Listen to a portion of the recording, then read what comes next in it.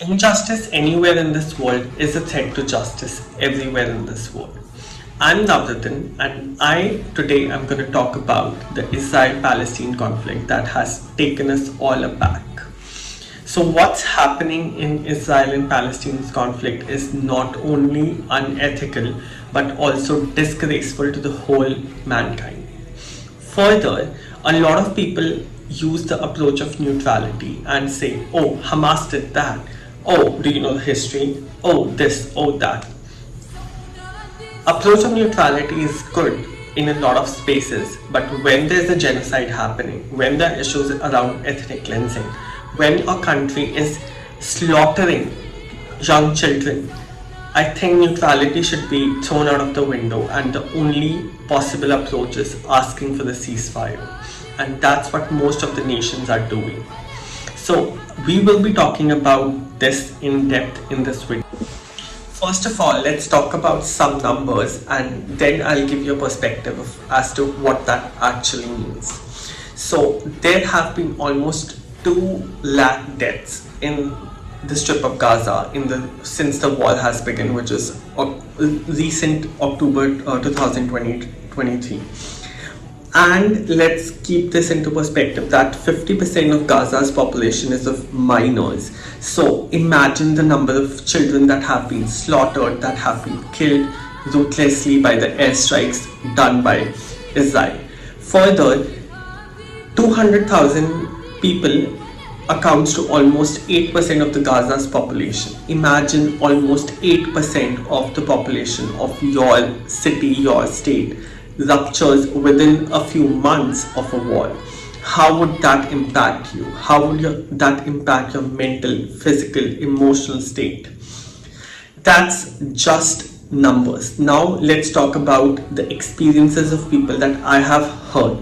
So I have been friends with a lot of people in Gaza through Instagram and through my own personal network staying in Canada. So I'm gonna tell you some recent conversations that I had with them. So I had a conversation with a doctor in Gaza who's fighting hard to sort of treat the children and women and the civilians in Gaza. And the situation is awful out there. There are no hospitals, there's no infrastructure in hospitals that could sustain any sort of operations. The women are not getting pregnant in Gaza just because they cannot have access to deliver a baby. They don't have that infrastructure with them. And this is a disrespect to the whole mankind. Like a woman being scared to deliver a baby for the lack of infrastructure. Further, operations are performed on young children that are not the regular operations, like amputating the leg, cutting off the organs that have been destroyed on airstrikes without anesthesia in camps. Imagine the misery of Palestinians. Imagine them going through so much pain, and we're not talking about adults. Like most of the operations were sort of done on minors. Like imagine a 10, 12, 15-year-old guy going through this particular misery. So whatever you see in the videos, whatever you hear, it's actually true. My friend in Gaza also told me that there is a particular hostage jail in Israel where Israeli civilians are banging the doors just to have access to the Palestinians inside the jail so that they could sexually assault them. And this is the moral compass of Israel as a country. And people talk about just the government, but this is what's happening in this country, and this is how people are operating. Like this is the exact mentality, this is the exact moral compass. Further, one of the disturbing facts that was brought to me through one of my Instagram friend who lives in Gaza is the fact that Israeli forces ask young children as young as 10 or 9 to signature their names on the missiles that they're going to bomb on Gaza, which is heights of being unethical. Even there's like a shimmer in my voice. I don't know how to say that. Like it's that bad. Further, one of the schools in Gaza was attacked in an Israeli airstrike, and one of my Instagram friends told me that his one of the friend got 15 kgs of meat to bury instead of his son, because there was no way they could find their sons, because the type of missiles they are using, A, it's banned by the United Nations and the World Health Organization, and B, those missiles evaporate and sort of dilute the human flesh. So this is the kind of misery civilians in Gaza are going through.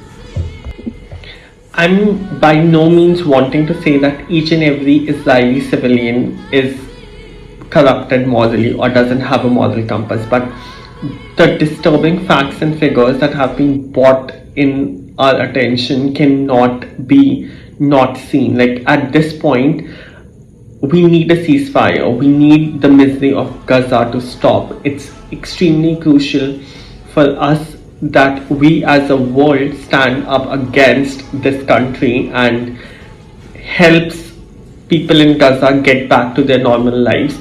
And it was amazing to see how United Nations, UNESCO, World Bank and UNICEF have supported Palestine, have openly supported Palestine. Even my country, India, has given so many aids to Palestine, to Gaza, to people out there. And there was a particular conference that was recently held, and Netanyahu, who is like the Prime Minister of Israel, he came up to give a speech, and more than half of the conference members and United Nations left out of that speech, which was one of the best things that I've seen about this war. Like, we don't have to listen to such shrewd person who is responsible for so much misery and with so much blood in his hands, that too of young kids. I want to talk about a lot of things about this war. I want to talk about the Zara's campaign that was utterly disgusting. I want to talk about how Starbucks and how Nike and how McDonald's especially is involved. I want to talk about which brands we can boycott in order to sort of show our retaliation. I also want to talk about the exact ways to help and donate these civilians in Gaza. But this one video is just like a starting point. We're going to discuss a lot about what's happening in Israel, and hopefully this message goes around more. Already there's a lot of awareness, and I'm so proud of that fact, and inshallah soon this war is going to end. So